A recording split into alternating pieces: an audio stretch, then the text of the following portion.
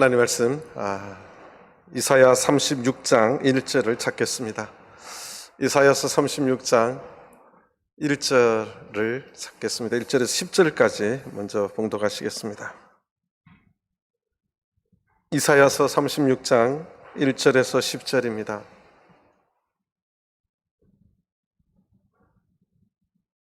이사야 36장 1절. 히스기야 왕 14년에 아수르 왕 산헤립이 올라와서 유다 모든 견고한 성을 쳐서 취하니라.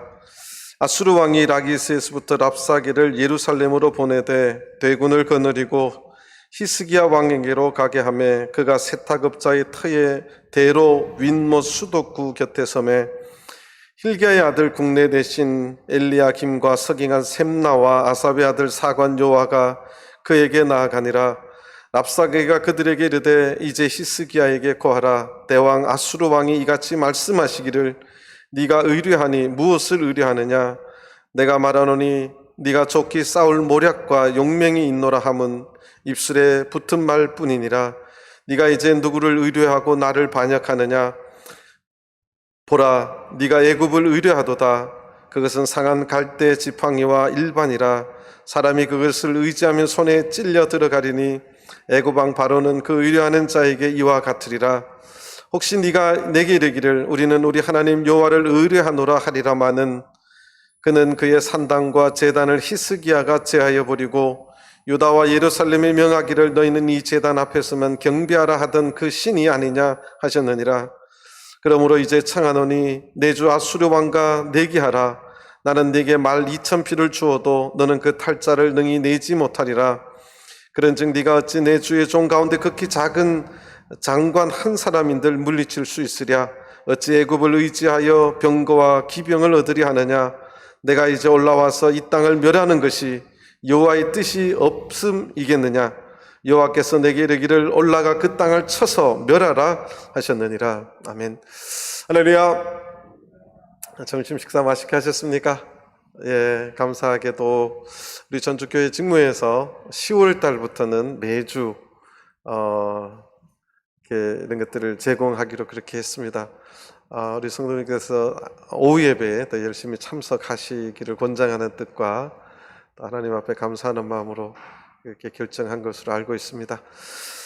예, 오늘은 오전에 마치 예고해 드렸듯이 이사야서에 나오는 산문으로 기록된 36장에서 39장 사이에 히스기야 왕의 역사에 대해서 사실 이 중에 히스기야 왕의 세 가지 역사의 사건이 나오는데 첫 번째는 아수르 왕 산헤립이 쳐들어왔을 때 어떤 일이 있었느냐가 36, 37장에 있고 38장에 히스기야 왕 개인적으로 죽을 병에 걸렸을 적에 어떻게 했느냐가 나오고 39장에 바벨론 그 병이 나아서 바벨론의 특사 사절단이 왔을 때 어떻게 했냐가 39장에 짧게 나오는데 이것이 발단이 되어서 하나님께서 바벨론의 이제 포로가 될 것이다. 여기에 대한 내용이 나옵니다. 이걸 다 연관되어서 하려면 너무 길어서요.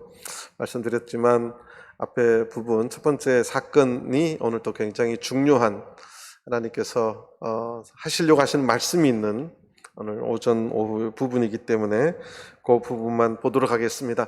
이사야 전체는 시로 되어 있는데 이렇게 산문으로 되어 있는 이유가 무엇일까?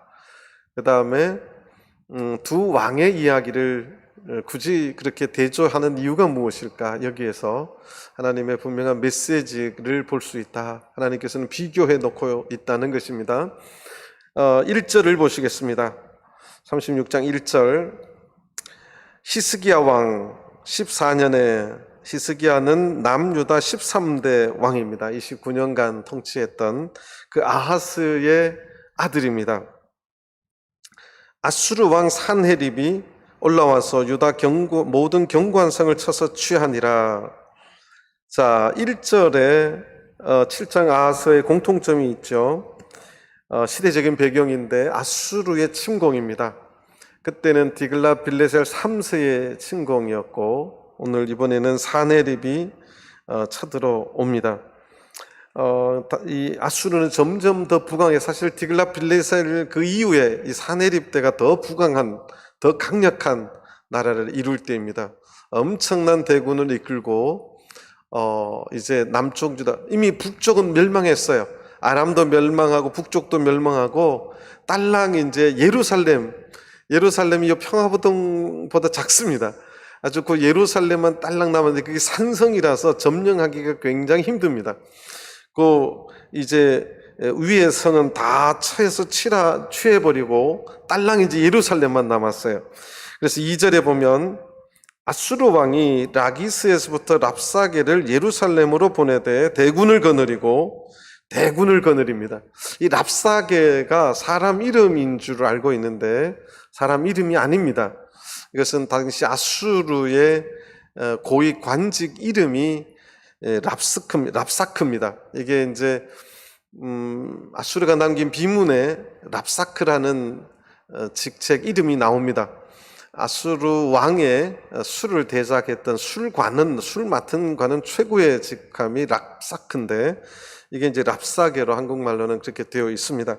랍사게를 예루살렘에 보내어 대군을 거느리고 히스기야 왕에게로 가게 하매 그가 세탁업자의 터의 대로 윈못 수도구 곁에 서매. 두 번째 이제 공통점이 나오죠. 이 세탁업자의 터의 대로 윈못 수도구 곁에 서매. 요게 이제 요것도 설명하려면 길은데요. 간단하게 말씀드리면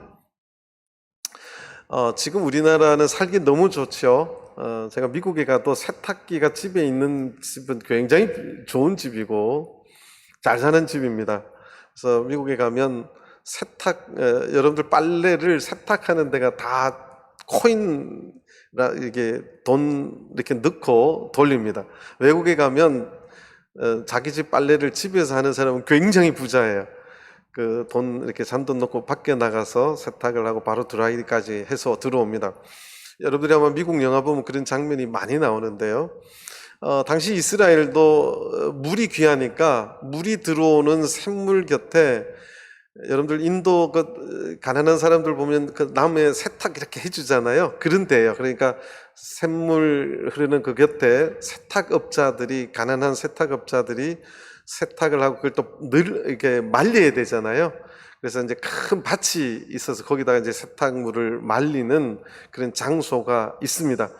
어쨌든 그 곁에 이제 랍사크라고 하는 아수르의 관원이 거기 있습니다. 이게 이제 두 번째 이제 또 공통점이죠.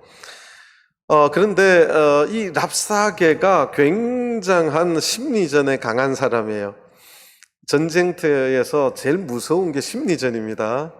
뭐 지상전, 공중전, 뭐 해상전, 뭐 하여튼 다 무서운데 더 무서운 게 화생방전, 뭐 이거보다 더 무서운 게 심리전이에요. 사람의 마음을 두렵게 만들면 이미 사기가 꺾여버리고 그 기세가 꺾여버립니다. 근데 랍사게가 이 36장 거의 대부분이 랍사게의 심리전에 대한 묘사가 나옵니다. 여기에 7가지 아주 심리전이 얼마나 능통한지를 성경 전체를 보면 전쟁터의 심리전 묘사 중에 가장 완벽한 그런 머리가 아주 총명한 사람인데 이게 아수르 사람인데 아수르 말뿐만 아니라 당시에 정체 통용된 아람어뿐만 아니라 히브리 말도 유대인들의 말까지도 아주 능통하게 하는 어떻게 보면 머리가 굉장히 비상한 그런 사람이 이 랍사게입니다. 유대인 말로 밑에서 큰 소리로 유대인 말로 하니까 겁을 주니까 히스기야의 부하들이 뭐라고 말하냐면 제발 우리 아람말 알아들으니까 아람말로 하고 유대 방언으로 하지 말아달라고. 왜냐하면 백성들이 들으면 사기가 더 떨어지니까 우리가 아수르 말은 못하지만 아람말 하니까 당신도 아람말 정도는 영어고 공동어처럼 당시에 그 시대의 아람말은 공동어였습니다. 아람말로 해달라고 하는 것이 11절에 나옵니다. 36장 11절. 이에 엘리야김과 셈나와 요아가 랍사게에게 이르되 우리가 아람 방언을 아오니 청컨대 그 방언으로 당신의 종들에게 말씀하고 성 위에 있는 백성에 듣는 데서 유다 방언으로 말하지 마소서.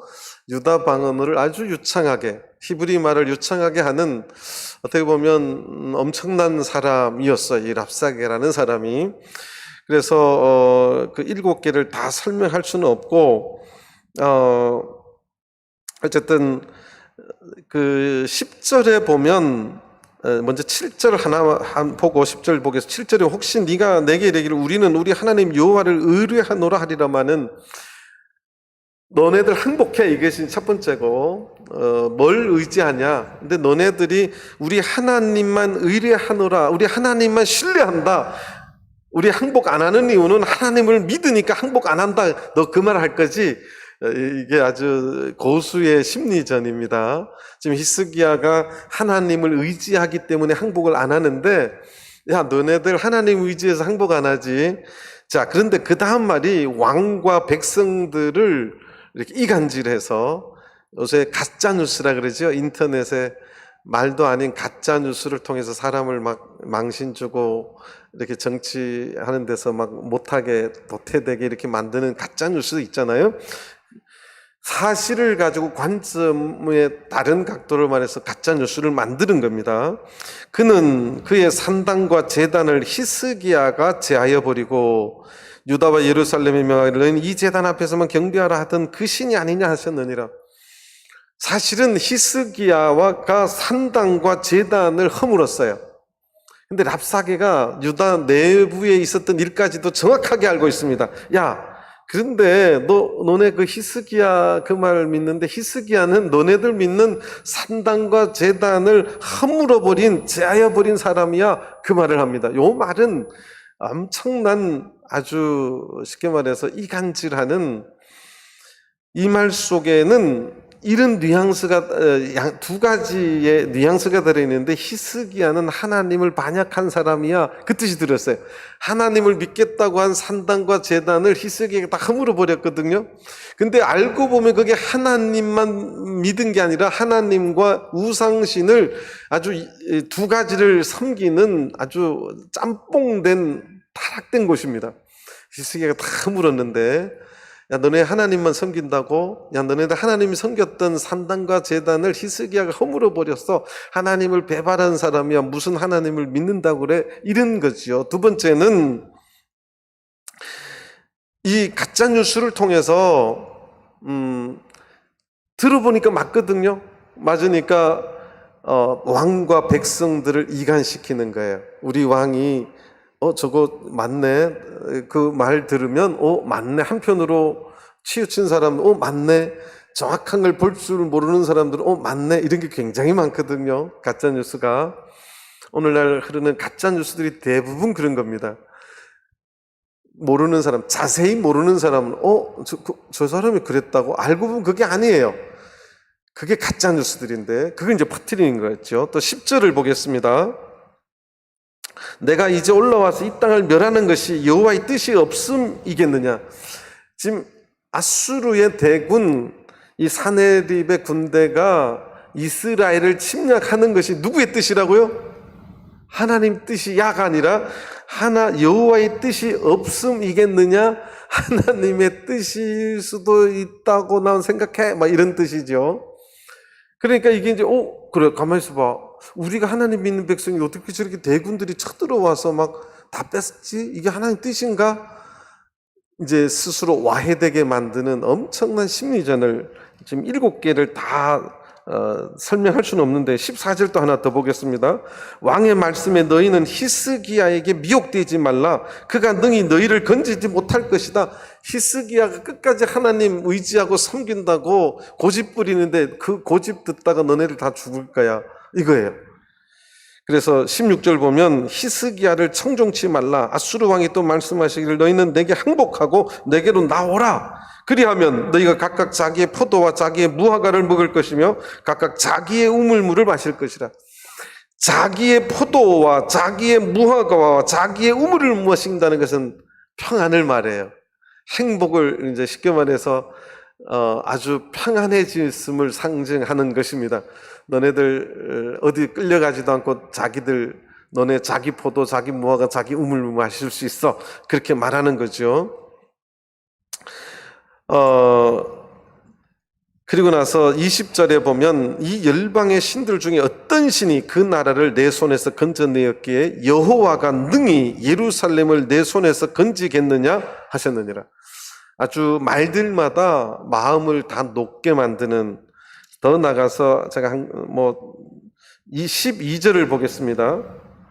12절로 랍사게가 가로되 내 주께서 이 일을 내 주와 네게 말하라고 내게 보내신 것이 아니냐. 너희와 함께 자기의 대변을 먹으며 자기의 소변을 마실 성 위에 앉은 사람들에게도 하라고 보내신 것이 아니냐.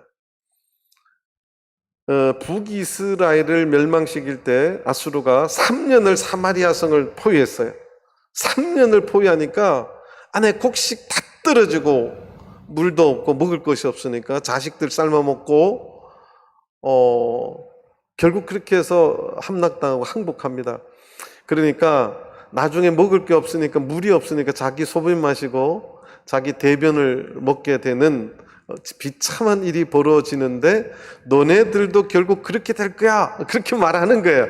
이 엄청난 심리전, 전쟁에서 사람들을 마음을 통해서 이미 다 꺾어버리는 아주 능통한 사람이 랍사게입니다. 온 이스라엘 백성들이 낙담을 했죠. 낙심하고 낙담하고 두려워하고 그렇게 만든 거예요. 그것도 유대 방언으로, 유대 말로 아주 능통하게, 하지 말라는 게 더 크게 말합니다.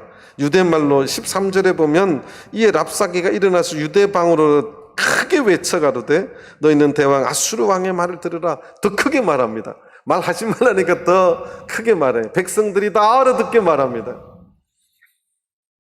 그래서 히스기야 왕이 37장 1절을 보겠습니다.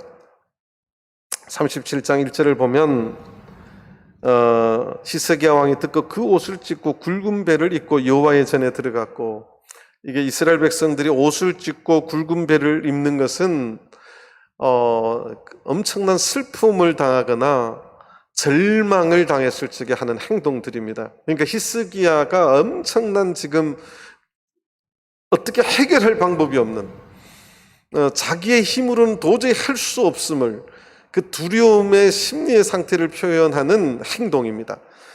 옷을 찢어버리고 굵은 배를 입고 하나님의 전으로 들어갑니다. 근데 아하스하고 다른 게 이 뒷부분이에요. 아하스는 하나님의 전에 들어가지 않았습니다.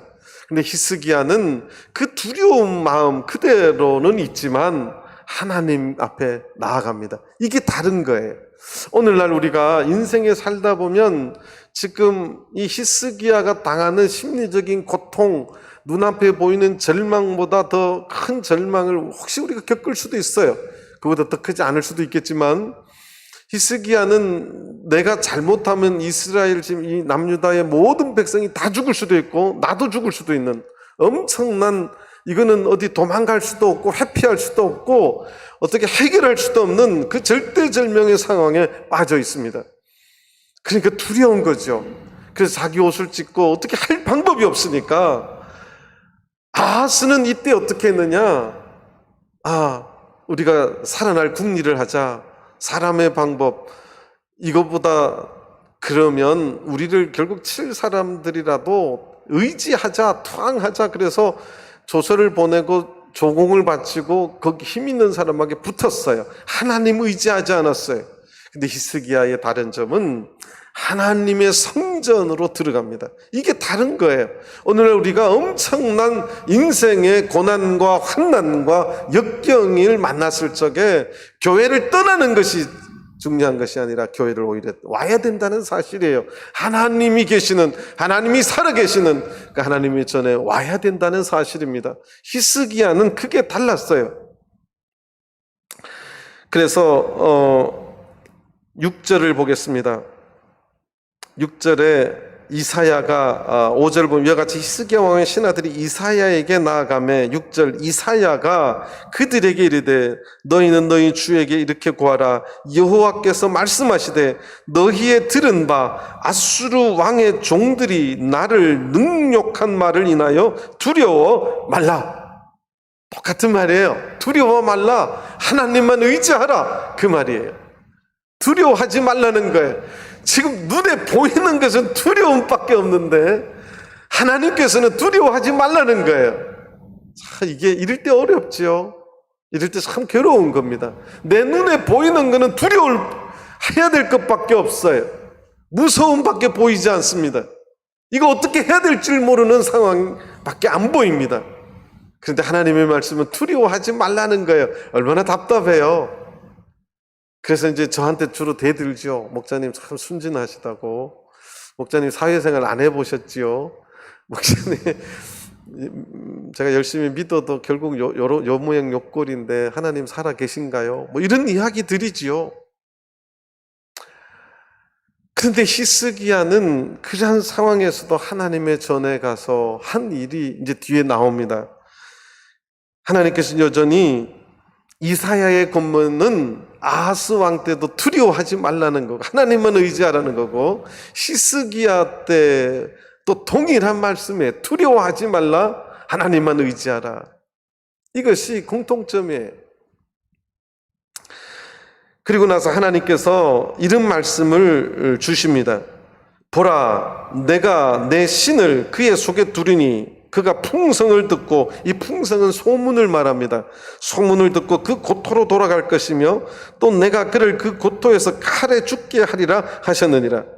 이게 곧 성취됩니다. 하나님께서 말씀해 주셨는데 이게 곧 성취가 돼요. 미리 찾으면 스포일러가 돼서 뒤에 찾겠습니다. 그리고 나서 히스기야가 14절을 보겠습니다. 37장 14절. 히스기야가 사자의 손에서 글을 받아 보고 여호와의 전에 올라가서 그 글을 여호와 앞에 펴놓고 15절 여호와께 기도하여 가로되. 이 끝까지 히스기야가 랍사게가 그렇게 외쳤는데 항복하라고, 야 전쟁하지 말고 항복하고 나와. 그게 너 좋고 나 좋고 너네 네 과실 네가 먹고 네 우물 마시고 서로 좋지 않냐, 항복만 해라. 끝까지 안 하니까 이 아수르 왕이 편지를 써서 보냅니다. 그 편지 내용이 10절 11절 그 정도 됩니다. 너희는 유다 왕 히스기야에게 이같이 고하여 이르기를, 너는 너의 의뢰하는 하나님이 예루살렘이 아수르 왕의 손에 넘어가지 아니하리라 하는 말에 속지 말라. 10절 아수르 왕들이 모든 나라에 어떤 일을 행하였으며 그것을 어떻게 멸절시켰는지 네가 들었으니 네가 건짐을 얻겠느냐.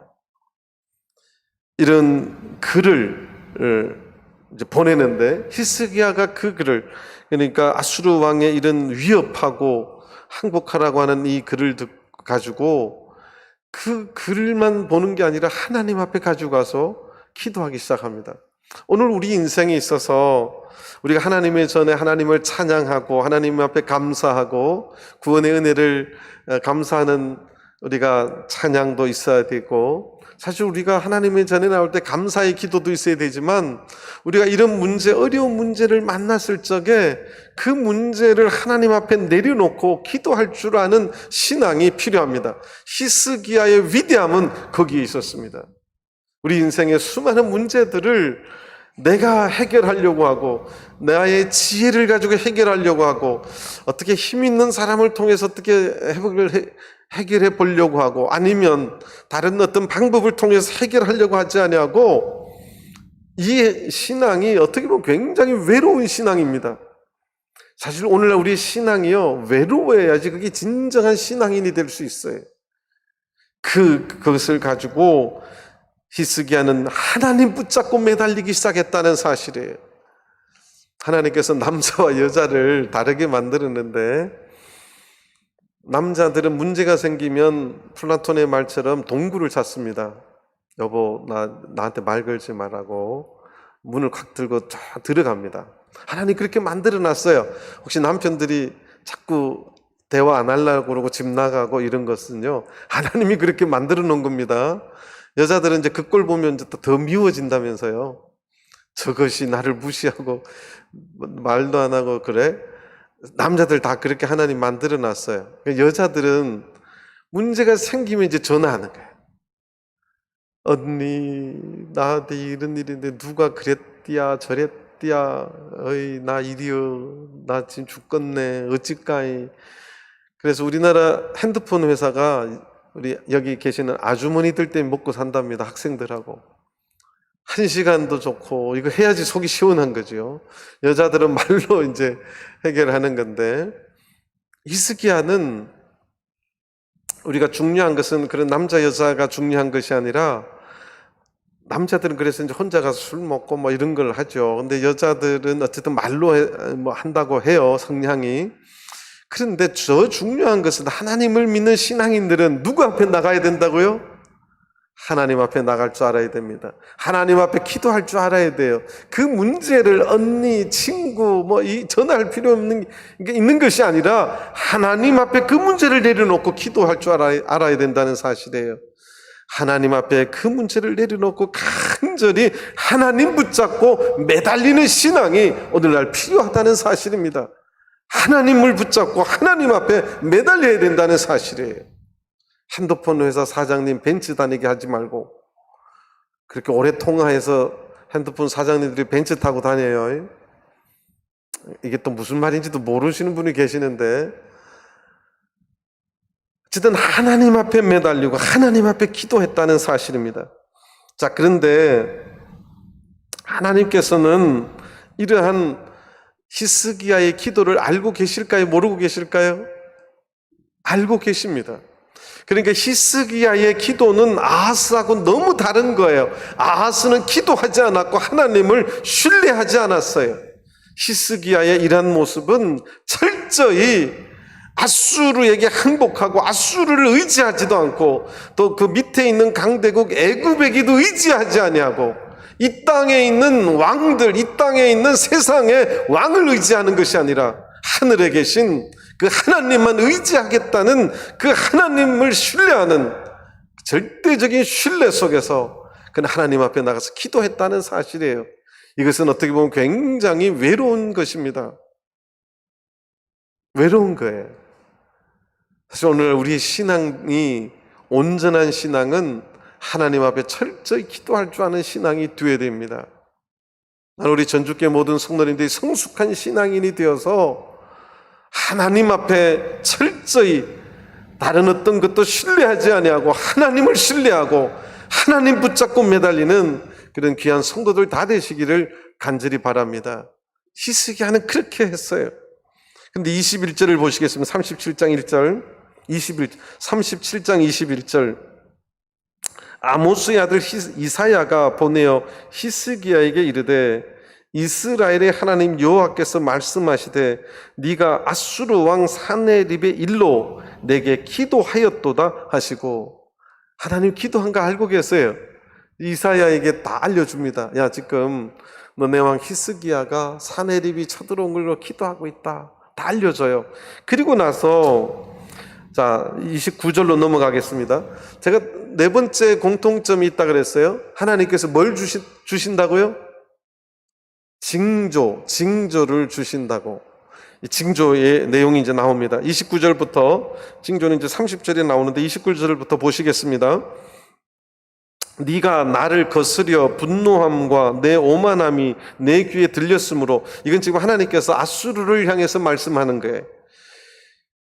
내가 갈고리로 내 코를 꿰며, 네 코 할 때 내는 누구를 말하냐면 아수르의 왕 사네립을 말합니다. 사네립의 코를 꿰며 자갈을 사네립 내 입에 먹여 너로 오던 길로 돌아가게 하리라 하셨나이다. 하나님께서 사네립이 쳐들어왔는데 하나님께서 그들의 코를 꿰고 자갈을 입에 먹여서 오던 길로 돌아가게 해주겠다. 하나님 그렇게 말씀하세요. 어떻게 그런 일이 있을 수 있죠? 하나님께서 아수르 군대를 코를 꿰고 그 말 잘하는 랍사클, 그 랍삭의 그 입을 하나님께서 제갈을 먹이시고 오던 길을 돌아가게 해주시겠다. 그리고 나서 30절 보시겠습니다. 왕이여, 이것이 왕에게 징표가 되리니, 이것이 왕에게 징표가 될 것이다.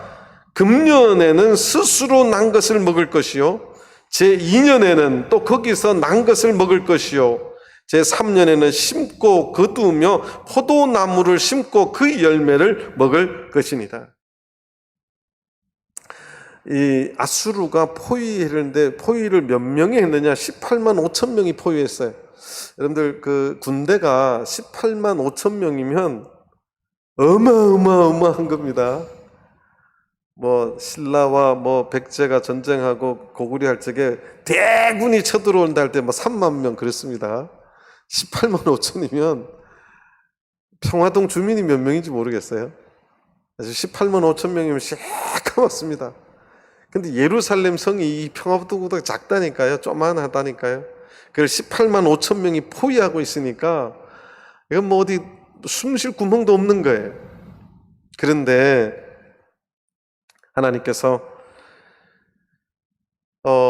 포위해서 이제 먹을 것이 없고 이제 집에 있는 것 힘들었죠. 그런데 이제 코를 꿰서 다 데리고 가겠다. 이게 징표가 되는데 첫째 때는 너네들 농사 안 하고 해도 너네들 이제 전쟁 끝나고 막 정신이 하나도 없고 뭐 난리니까 금년에는 스스로 난 것, 야생에서 스스로 난 것을 먹을 것이고 제 두 번째 해도 또 거기서 난 것을 먹을 것이고 제 3년이 되어서 너희들이 이제 심고 거두고 포도나무를 심고 그 열매를 먹을 것이다. 포위가 아수르의 포위가 풀리고 구원을 받을 것이다. 그 말이에요. 쉽게 말하면 하나님께서 아직도 지금 이렇게 꽉 쥐고 있는데 이 포위가 18만 5천 명이 그 작은 성 예루살렘 성을 싹 감싸고 있는 포위한 것이 영원히 풀릴 것 같지 않고 그들이 돌아갈 기색이 조금도 없는데 하나님 풀어주겠다. 첫째는 너네들 그냥 농사도 안 하고 힘들었으니까 공짜로 먹게 해주고 두째도 너네들 공짜로 다 먹게 해줄 거고 셋째가 되면 이제 너네들이 수고해서 먹어라. 하나님 그렇게 주세요. 이게 징조라고 말합니다. 별로 안 좋아하시네요. 농사일이 힘들어요? 안 힘들어요? 이성현 집사님 요새 농사를 아주 열심히 하시는데 참 저 내외분들이 굉장히 부지런하세요. 그런데 몇 해 동안 공짜로 먹는 거예요? 2해 동안 공짜로 먹게 해주겠다는 거예요. 하나님께서. 이게 징조예요. 포위된 그들을 한순간에 코 끼고 자갈 먹여서 내가 돌려보내고 2년 동안 너네들 고생했으니까 내가 공짜로 다 먹여주고 셋째 해가 됐을 때는 너네들이 심고 먹어라. 그렇게 해주신 거예요. 이런 일이 일어날 수 있어요? 없어요? 제가 그랬잖아요. 징조는 인간이 할 수 있는 것이 징조예요? 인간이 할 수 없는 게 징조예요? 인간이 할 수 없는 게 징조예요. 하나님이 살아계심을 보여주겠다는 것입니다. 그리고 나서 32절을 보시겠습니다. 이는 남는 자가 예루살렘에서 나오며 피하는 자가 시온에서 나올 것임이라 만군의 여호와의 열심이 이를 이루시리이다. 이것이 제목이에요. 사람 눈에는 불가능하게 보였던 그것, 하나님이 보여주시고 말씀하신 징조는 하나님께서 열심을 하셔서 반드시 이루시겠다는 겁니다. 이것이 징조예요.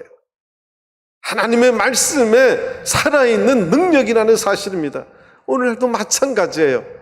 우리 신앙 가운데 하늘나라 가는 모든 계획들, 이런 것들이 다 말씀으로 되어 있어요. 이것도 다 징조들이지요. 인간으로 어떻게 우리가 하늘나라 갈 수 있겠어요? 우리 인간이 어떻게 스스로 부활할 수 있겠습니까? 이런 것들이 하나님의 열심으로 반드시 이루어진다는 사실을 믿는 우리 전주교회 성도님들 다 되시기를 간절히 바랍니다. 이제 마지막 때가 다가올수록 우리 힘으로 어떻게 할 수 없는 절망의 고통 속에 우리가 떨어질 수도 있습니다. 세상이 앞으로 어떻게 될지 모르는 거죠. 마지막 그 대환난의 여러 가지 아픔 속에서 어떤 상황이 올지 아무도 모르는 것입니다. 그럴 때 우리들에게 필요한 것은 아하스 같은 인간적인 머리가 아니라 이사야 같은 하나님 붙잡고 매달리는 기도의 신앙, 절대적인 신뢰하는 신앙, 그것을 가져야 된다는 사실이에요. 왜냐하면 하나님께서는 열심을 가지고 하나님의 말씀하신 이러한 일들을 반드시 이루시겠다고 하나님 말씀하고 있습니다. 이 살아계신 하나님이 우리가 믿는 하나님이십니다. 나는 우리 전주교회 모든 성도님들이 이 하나님을 신뢰하고 믿게 되기를 간절히 바랍니다. 저는 좀 이런 설교를 하고 나면 꼭 마음 아픈 게 있어요. 들어야 될 분들은 이 자리에 계세요, 안 계세요? 들어야 될 분은 이 자리에 계셔요, 안 계세요? 그게 제가 제일 마음이 아파요. 제 생각이 아니라 하나님이 좀 그러실 것 같아요. 자, 33절부터 보시겠습니다. 하나님의 말씀이 어떻게 이루어지는지. 33절부터 그러므로 여호와께서 아수르 왕에 대하여 가라사대 그가 이 성에 이르지 못하여 한 살도 이리로 쏘지 못하며 방패를 가지고 성에 가까이 오지도 못하며 흉벽을 쌓고 치지도 못할 것이요 그가 오던 길 곧 그 길로 돌아가고 이 성에 이르지 못하리라. 나 여호와의 말이니라. 대저 내가 나를 위하여 내 종 다윗을 위하여 이 성을 보호하며 구원하리라 하셨나이다. 하나님께서 보호하고 하나님께서 구원하시겠다 하면 그 일이 이루실 줄 믿습니다. 왜냐하면 하나님의 말씀이고 하나님께서 열심으로 그 일을 반드시 이루시겠다고 하나님은 하시기 때문에 그렇습니다. 그래서 그 일이 어떻게 성취되느냐? 36절을 보겠습니다. 여호와의 사자가 나가서 아수르 진중에서 18만 5천인을 쳤으므로 아침에 일찍 일어나 본즉 시체뿐이라. 하룻밤 사이에 18만 5천 명이 죽었어요. 저녁까지 다 막 밖에 시끄럽게 막 이랬는데 자고 일어나니까 밖이 조용해요. 가보니까 시체만 있어요. 시체가 몇 개가 있어요? 성경학자들이 또 재밌어요. 막 이게 하룻밤 사이에 어떻게 18만 5천 명이 죽지? 그래서 이게 이제 패스트다. 이 한 여호와의 사자가 누구냐? 이제 패스트다. 뭐 전염병이다. 뭐 별 이야기를 다 하는데 역대하 32장 21절을 잠깐 보겠습니다. 역대하 32장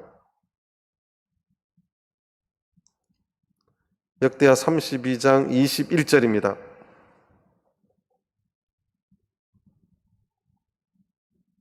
역대하 32장 20절 21절을 보시겠습니다. 이러므로 히스기야 왕이 아모스 아들 선지자 이사야로 더불어 하늘을 향하여 부르짖어 기도하였더니 21절 여호와께서 한 천사를 보내어 아수르 왕의 영에서 모든 큰 용사와 대장과 장관들을 멸하신지라. 아수르 왕이 얼굴이 뜨뜻하여 그 고국으로 돌아갔더니 그 시내 전에 들어갈 때 그 몸에서 난 자들이 거기서 칼로 죽였더라. 이것이 이 말씀의 또 다른 기록이에요. 여호와의 사자가 이것도 단수이기도 합니다. 단수인데 역대하에는 한 천사라고 되어 있어요. 하나님의 능력은 천사 한 명만 보내도 끝납니다. 하나님의 천사의 무서움을 잘 모르시는 천사 그러면 엔젤 좋은 걸로만 생각하잖아요. 하나님의 이 심판의 천사는 무서운 거예요. 그래서 이 한 천사가 18만 5천 명을 우리 인간의 목숨은 하나님의 손에 달려 있는 거예요. 하나님께서 그렇게 말씀하셨으니까 하나님 그렇게 실행하신 거예요. 엄청난 대군 18만 5천 명 이상이겠죠. 한 20만 명이 쳐들어왔겠죠. 18만 5천 명을 하룻밤 사이에 다 하나님께서 천사 한 명을 보내서 한 천사를 보내서 그렇게 다 하나님께서 죽여버리셨습니다. 엄청난 사건이죠. 이런 일이 인류 역사상 없는 일입니다. 하나님께서 보여주신 징조 그대로 이루어졌다는 사실입니다. 뿐만 아니라 37절을 보겠습니다. 이에 아수르 왕 사네립이 떠나 돌아가서 니느웨로 그 안에 이게 이제 아수르의 수도죠. 니느웨. 38절 자기 신 니스록의 묘에서 경배할 때에 그 아들 아드람멜렉과 사라셀이 그를 칼로 죽이고 아라랏 땅으로 도망한 거로 그 아들 에살핫돈이 이어 왕이 되니라. 이것이 아수르의 역사에도 그대로 기록이 되어 있습니다. 성경에 이사야에도 있고 열왕기야 역대야 있는 내용입니다. 아까 하나님께서 37장 7절에 보라 내가 신을 그 속에 두리니 그가 풍성을 듣고 그 본토로 고토로 돌아갈 것이며 또 내가 그를 고토에서 칼에 죽게 하리라 하셨느니라. 이 말씀이 그대로 이루어진 것입니다. 하나님께서는 세상 우리 눈으로 보면 강대한 나라들이 있어요. 그런데 하나님의 뜻은 그 강대한 나라들 속에서도 하나님은 여전히 살아계시고 역사하신다는 사실입니다. 저는 우리 전주교회 모든 성도님들의 신앙을 우리가 이사야서를 다시 읽어보면서 하나님을 신뢰하고 하나님만 의지하는 것이 얼마나 어떻게 보면 복된 신앙인지를 다시 한번 확인할 수 있게 되길 바랍니다. 그 신앙은 외로운 신앙일 수 있어요. 눈에 보이는 힘 있는 어떤 무엇을 의지하는 것이 아니라, 아니면 다른 어떤 것을, 세상의 어떤 것을 의지하는 것이 아니라 보이지 아니하는 그 하나님을 의지하는 것이고, 하나님은 어떨 때 보면 답이 없으세요. 얼마나 답답해요. 그래도 그 하나님 앞에 나와서 기도하는 신앙만이 하나님 앞에 가장 확실한 하나님의 응답을 얻을 수 있는, 하나님의 열심을 통해서 하나님의 뜻이라면 반드시 이루어질 줄 믿고 하나님만 의뢰하는 우리 전주 모든 성도님들이 다 되시기를 간절히 바랍니다. 같이 묵도하시겠습니다. 아멘. 다음 또 교회 교육 프로그램이 있어서 찬송 생략하고 바로 기도하겠습니다. 우리 말씀 들은 거 생각하시면서 함께 기도하시고요. 또 우리 교회 여러 기도할 제목들이 많이 있습니다. 함께 서로를 여러 가지 신앙이 연약하셔서 오랫동안 교회에 나오지 못하고 계시는 또 성도님들 기억하시고, 교회 여러 기도해 드려야 될 분들을 기억하시고 함께 기도해 주시기 바랍니다. 함께 성령으로 기도하시겠습니다.